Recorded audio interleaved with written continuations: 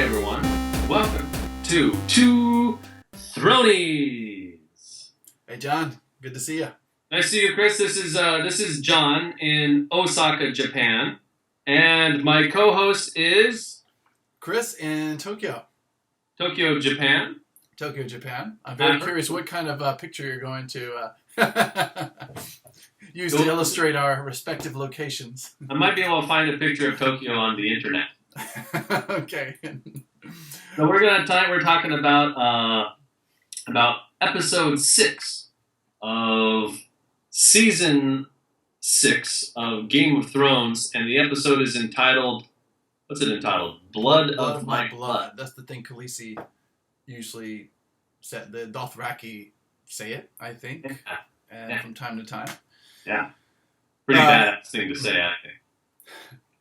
Anyways, John, so I have an idea about how we can kind of organize today's talk. So I thought we could have our biggest surprise / reveal, the most confusing thing about the episode, the most satisfying thing, annoying thing, and finally predictions at the end. Okay. What do you think about that? It sounds like a fine order of events. Okay. So I'll open with, I thought that the biggest surprise, I thought it was Benjen showing up. I quite enjoyed that. He's had a long hiatus, this actor.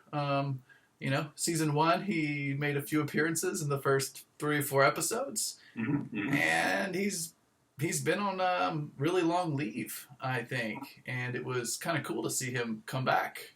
Yeah, it's a good thing that they were able to find that same actor again. Yeah. Die of a cocaine overdose or anything like that. So, he's back. Benjen's back. By the way, I always worry, especially for the more elderly actors, mm-hmm. I'm always worried something's going to happen to them. I mean, of course it's bad if anybody dies, but it's especially tragic when they play the role of one of your favorite characters on a show, you know? 2 minor characters, but noticeable characters have died so far. Actors, I should say. The actor that played the old Nan, back in Winterfell, that actress is dead. She was pretty ancient whenever she started playing that role, and I think she died shortly after season 2. But she was already dead in the story. Is that right? I think so. I think it was implied that she died whenever Winterfell was sacked. Oh, okay. Maybe I'm confusing. I remember one of the ladies, one of the caretakers, was telling Sansa to run away when. Yeah, that's I think her name is Septim Ordain. Oh, okay. I'm confusing my septums. Okay. That's right. Yeah, this one is Old Nan. She was the one who was always telling Bran the spooky ghost story. Right. Okay. I'm confusing. Okay. Yeah, I'm confusing those two. But the other actor that died was I think he played the role of Ilan Payne, who was the King's Justice. That guy died. The executioner who chopped off the tongue, right? He had his tongue ripped out by the Mad King, right? That was him. But that actor, I think, died of some crazy, tragic case of pancreatic cancer. Oh, jeez. Yeah, so it nailed him sucker's toast. So. Well, when you have a cast the size of Game of Thrones, I guess that's going to happen, especially with the older folk. But so Benjen's back. What did you think about that? Were you expecting that? I kind of was expecting that because as a book reader, there's a character called Cold Hands. Right, I heard a little bit about this. That what Benjen appears to be becoming. And so as book readers, we kind of got a little bit of a reveal in terms of, yes, Cold Hands is Benjen, at least in the television show world, as well as how Benjen turned into Cold Hands. Mm-hmm. So that was a little bit of a surprise, but not a huge, shocking surprise. I was thinking whenever Bran Stark got flushed from the cave in the last episode, he was gonna run into Cold Hands. Okay. So you were kind of expecting it. I did feel surprise was I was surprised that Arya kind of seems to be bucking the purpose. And I'm not surprised. I'm surprised at the same time. I mean, I'm not surprised because she's a good person, but I am surprised because that's a pretty ballsy move for her to do. True, and in fact, what's interesting is your biggest surprise was one of my most satisfying things about this episode, because I felt finally Arya's reunited with Needle, and I'm so glad this part of the storyline. I just feel like it's a huge waste of, unless the whole Bravos thing is going. I'm of two minds. I'm kind of divided on this issue. I'm not really sure if the Arya and Bravos thing was kind of to buy time and give Arya something to do while all these other events transpired in Westeros, just so we don't forget about her and give her just something to do. Or if it's like going to tie into the greater story arc. And if it's the latter, then okay, I'm willing to say, okay, I'm not too distraught over 2 seasons of her and Bravos. But if it was just to buy her time, I'm like, ugh, what a colossal waste of time. I think she's been developing as a character, developing her assassin skills. I also think that what's going to happen is that I guess we'll wait until predictions. Okay. I got a strong prediction for that. Okay, well, about the thing, her developing her skills, that might be true, but I feel like they kind of undermined it with how bad she got her ass handed to her in the most recent episode. Not this episode, the one before by that other... I guess she's not a trainee. I guess she's supposed to be a badass, but...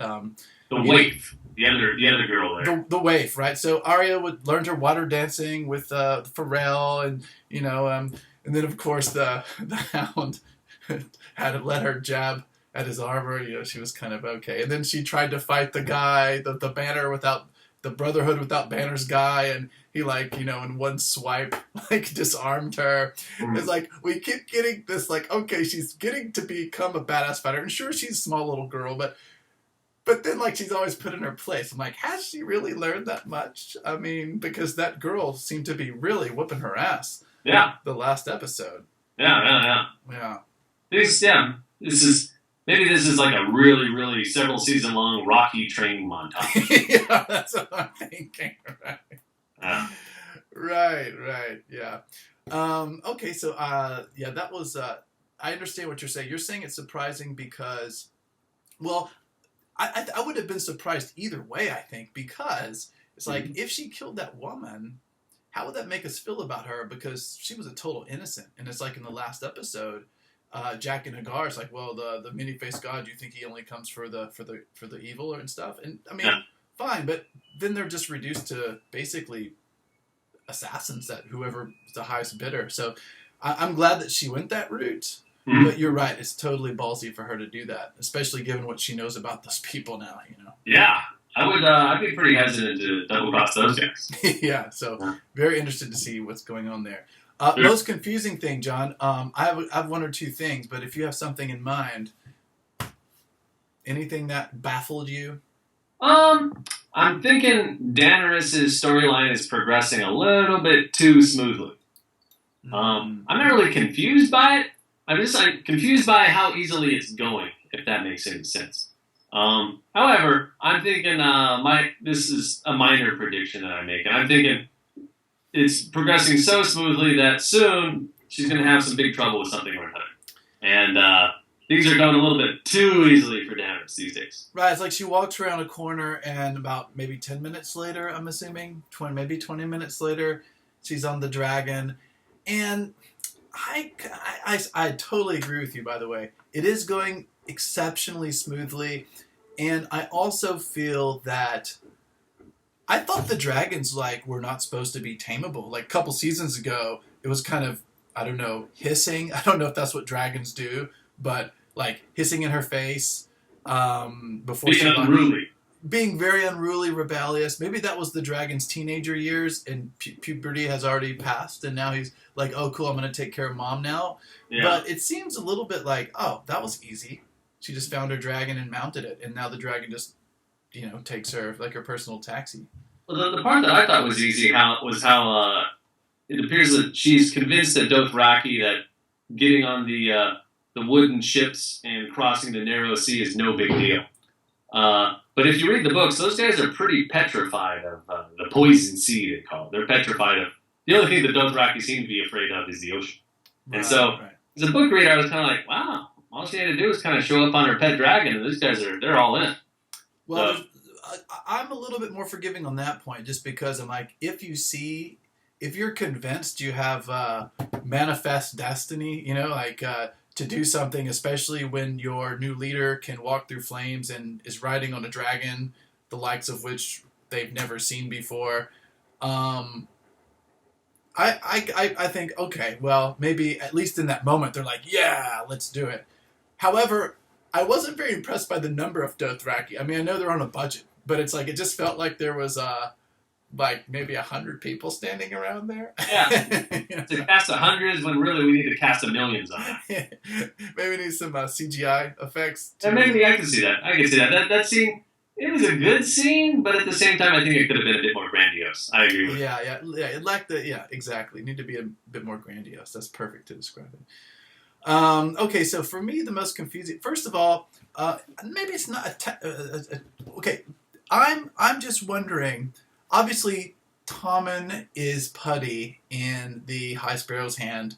He's a total pushover. We need a little Joff. I never thought I'd say this. We need a little more Joffrey in Tommen. But is Marjorie acting, or is she actually brainwashed? And if she is acting, why would she purposefully disempower her own house when she saw her grandma there and they were trying to get her out and slaughter those religious zealots? My take is she's not acting. My take is both of them have had some kind of an honest conversion there. I don't see any real benefit to her acting. Unless she somehow could have guessed that, or maybe the High Sparrow has communicated with her that, hey, bring over your pussy husband to our side and you don't have to walk around naked in the city. Maybe he like laid that out for her and that's why she's doing it. But I kind of get the vibe of, both her and the mister. Right. Are kind of like, yeah, you know what? Let's be religious weirdos. Well, I don't think that the High Sparrow, like, I think he's a true fanatic. I mean, there are a few points in time where I wasn't really sure. Is it just he likes the power and he pretends to be a man of the people? But I think he's a true fanatic, which makes him even more scary in a way. But I thought maybe Marjorie might have been faking just to help her brother out. But I don't know. She seemed like she was kind of smirking when she was standing on the stairs a little bit. Like, yeah, I don't know. Maybe maybe I'm reading a little too much into it. No, I see what you're coming. I see what you're saying. I guess time will reveal. Okay. Yeah. That conversion was heartfelt or not. Okay. And one other small confusing thing, not really confusing thing, but just more of a lore question. Is Benjen like supposed to be half White Walker or something? Because he was explaining that he got stabbed, right? Yeah. And he started, I guess, turning into a White Walker, and then the children of the whatever forest, they stuck the dragon glass. Yeah, apparently that basically healed him from whatever the zombie plague is. So, obviously, he still looks a bit like he hasn't gotten sleep in a long time. It also looked a bit fucked up to me. Like a little bit bubbly, a little bit... plague-ridden. So, I'm wondering if he retains any kind of special power. Like, is he just kind of like how he was before, but just looks awful? Or did he kind of gain... So, in other kinds of lore, you have like a half vampire, half non-vampire, and a half this and a half that, and they kind of have the best of both worlds. Do you think he has some kind of extra power because of his special status? Yeah, well, it seemed like he's got a nice little flaming morning star thing. Morning star. We haven't seen one of those weapons. That also seems like maybe being like half zombie means that you can just chill out indefinitely in the tundra, no biggie. Yeah. You don't have to worry about the cold. That's true. So maybe that's part of his special business. Okay. But we're gonna find out more. Yeah. I don't think he's exactly 100% human. Okay. But I'm interested. I'm not really sure. When I saw him in season 1, he wasn't like one of my favorite characters. He was kind of like... There were like a couple of scenes. Yeah, there were a couple scenes, and he was kind of a jerk to Tyrion when he was making his little visit to the wall and stuff. And I guess because Tyrion didn't really take the Night's Watch seriously anyway. But I think he has potential to be a really cool character, especially after having gone through this experience. I mean, probably very... And he's really the last adult Stark. Is that right? The only living adult Stark? Well, yeah. Well, now if you think about it, if Bran can't make kids, and Rickon is somehow toast, then if half-dead Benjen Stark can make kids. Maybe he's going to keep the Stark line moving, keep the Stark line alive. Oh man, Game of Thrones is so awesome that this kind of situation could even come about. We'll see where they take this character. We'll see where they take this character. Yeah. So John, how about we move to maybe most satisfying thing for you? Okay. I would say this is going to sound kind of weird, but for me, the most satisfying thing was the dinner scene with Samwell Tarly and his dad. Oh, okay. And the reason I found this strangely satisfying was my brain was telling me you shouldn't like this scene because we're basically just getting Tywin Lannister reheated. Yeah. Different actor, different character, but basically the same kind of personality. Right. And I shouldn't like that, but at the same time, it's a testament to the show's writing quality and the show's acting quality that scene worked. That this character really is that much of another douchey dad in Westeros. But it was very convincing, and so I was very satisfied with that scene, and I liked how Samwell was revealed to be both a coward and brave in his own special way. Right. I mean, as he always is. Yeah, he's a coward because he can't stand up to his dad. At the same time, he's brave in the sense that he took her there in the first place, and especially brave because he made off with the sword. The sword. And we know because Valerian steel seems to be one of the only things that can really fuck up a White Walker.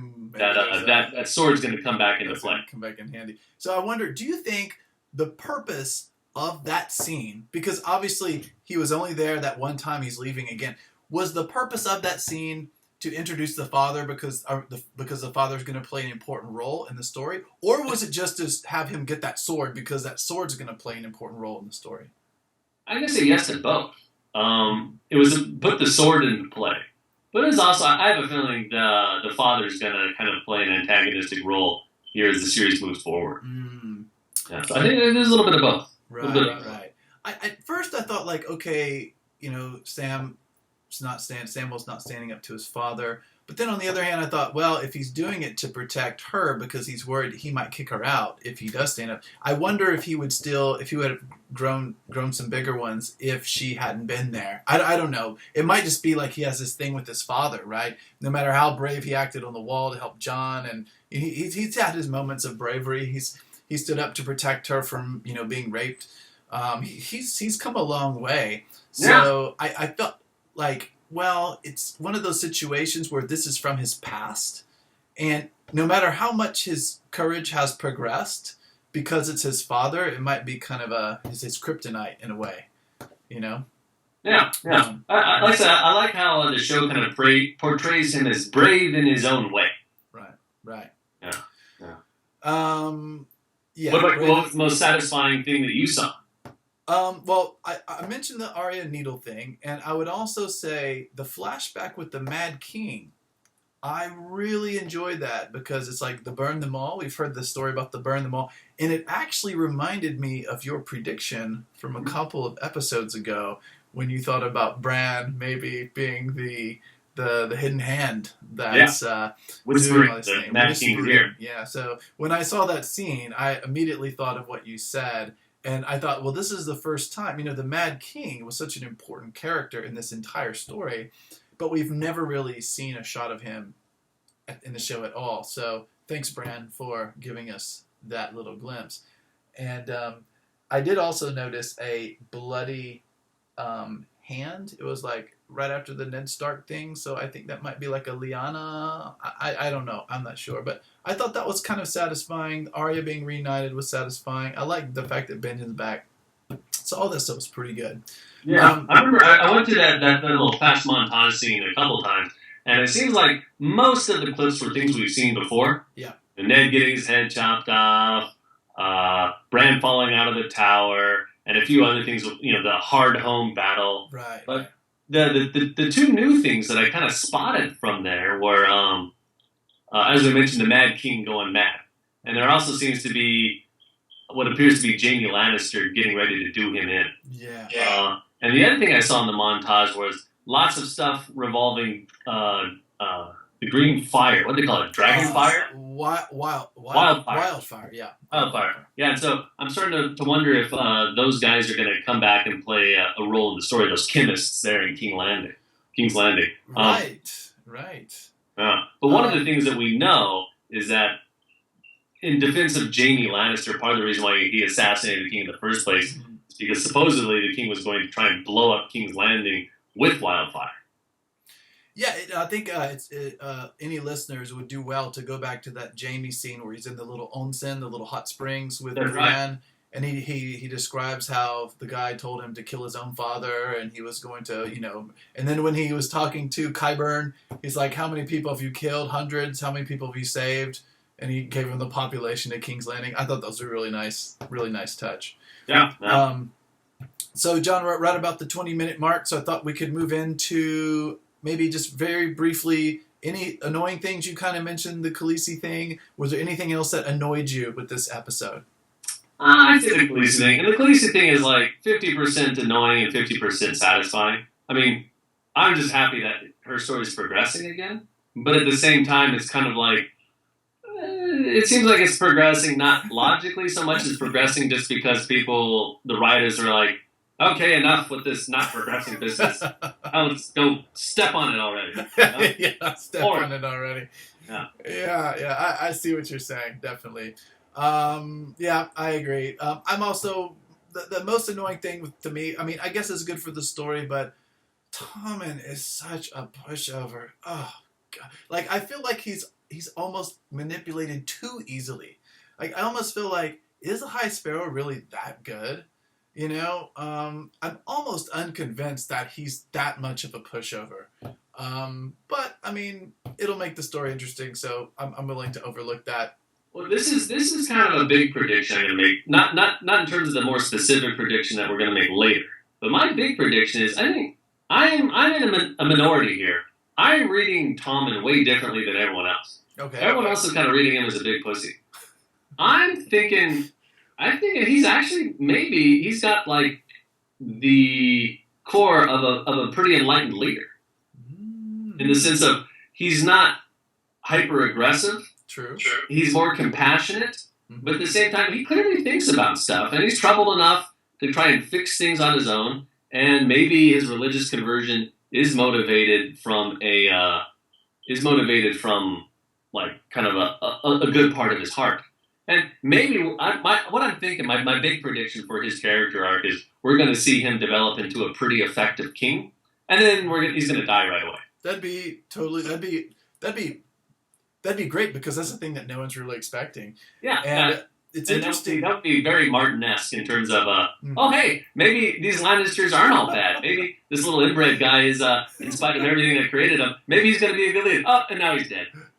John, now that you mention it, it reminds me of the conversation Tywin had with him over Joffrey's dead body, like literally over Joffrey's dead body.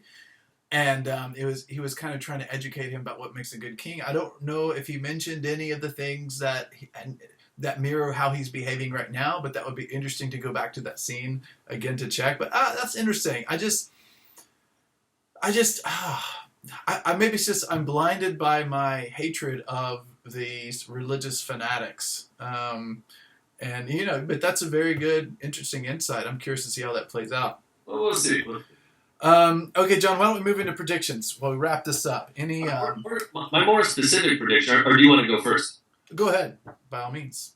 My more specific prediction is that Arya made a deal last episode with Jaqen Hagar, and the deal was, look, we paid for a face. You got to give us a face. No matter what, you need to bring us a face. And the implication is that either it's the face of the actress, or it'll be Arya's face.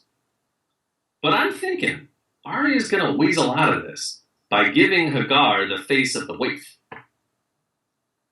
If he kills her. She's there with Needle. She's ready, and she knows that the waif's going to come up and try and get one over on her. Yeah. And I think the waif is that'll be my prediction. Either not next episode, the one thereafter. The waif's going to get it. and her face is going to wind up in the collection of faces. That's and they have been building up the animosity between those two, so that's a really good prediction, I think. Yeah. That's how I see that going. That's gonna be my prediction. Okay, yeah. I like that prediction actually because I'm not terribly worried about Arya because I feel like of course anyone's really on the table when it comes to Game of Thrones, but not if narratively it doesn't make sense. Yeah. It's like with Jon Snow. To me, the strongest conviction that he wasn't dead was the fact that why build up this whole L plus R equals J thing if it means nothing, right? With Arya, why send her all the way to Bravos for 2 seasons if she were to die at this point? So I feel she's pretty safe right now. And the fact that she's not going to die, but yet she is going to have to deal with this problem that she now has. I think your prediction is. I didn't have a strong prediction before, but I think that's probably one of the more likely things to happen. That's how I guess is going to happen. Mm-hmm. Well, what's your prediction? I don't have any terribly strong predictions. I think that. Well, what would be interesting is to see what happens with Jaime's storyline, because he's not a Kingsguard anymore, right? He's been stripped of that. It kind of reminded me of the Ser Barristan thing when Joffrey dismissed him and he was kind of like throwing all his armor on the ground. Yeah. I'm wondering if Jaime is going to somehow forge an alliance with the Blackfish. So he's sent to. I was a little confused by this because there's so many alliances, and I'm not sure who's against who. But is there any reason that the Lannisters are against the Blackfish other than they were related to the Starks? No, the Blackfish is a Tully. Right, but the Tully is Blackfish is Catelyn's uncle. Right. So they're kind of related to the Starks by marriage, although by marriage, but it's a Riverlands thing, not necessarily a Northern thing. And so the Freys were supposed to work for the Tullys, but the Freys betrayed the Tullys because the Lannisters bought them off, and the Freys are supposed to be in charge of the Riverlands now. Okay. So the Lannisters are kind of honor bound to support the Freys. Okay. And the Freys are fighting the Blackfish because he's a Tully, and they're reasserting their dominance over the Riverlands. And so Jaime needs to go and take down the Tullys so that this relationship between the Freys and the Lannisters can stay intact. Okay, I got two minor predictions about the Lannisters. The first thing, I think Jaime's going to get there, but I think something totally unexpected is going to happen. I don't think he's going to take out the Blackfish. I think the Blackfish is going to have an important role in the upcoming battle against the Boltons. I think. So that's my first prediction. My second prediction is that if they have trial by combat, I think Cersei's a little too overconfident about the Mountain. Mm-hmm. And I think the fact that she's so confident about the Mountain is kind of like a wink to the audience, maybe she shouldn't be so confident about trial by combat with the Mountain. I mean, of course, we haven't really seen him do anything, so it's probably going to be something incredible that he can do. I'm sure he's going to be incredible to watch in battle, but I think there's going to be some kind of upset with that just because she seemed a little bit too overconfident about the Mountain as her. Yeah, well, he's a big zombie guy. But my feeling with the Mountain is he's going to be involved in a trial by combat. But I think his combatant foe is going to be his little brother.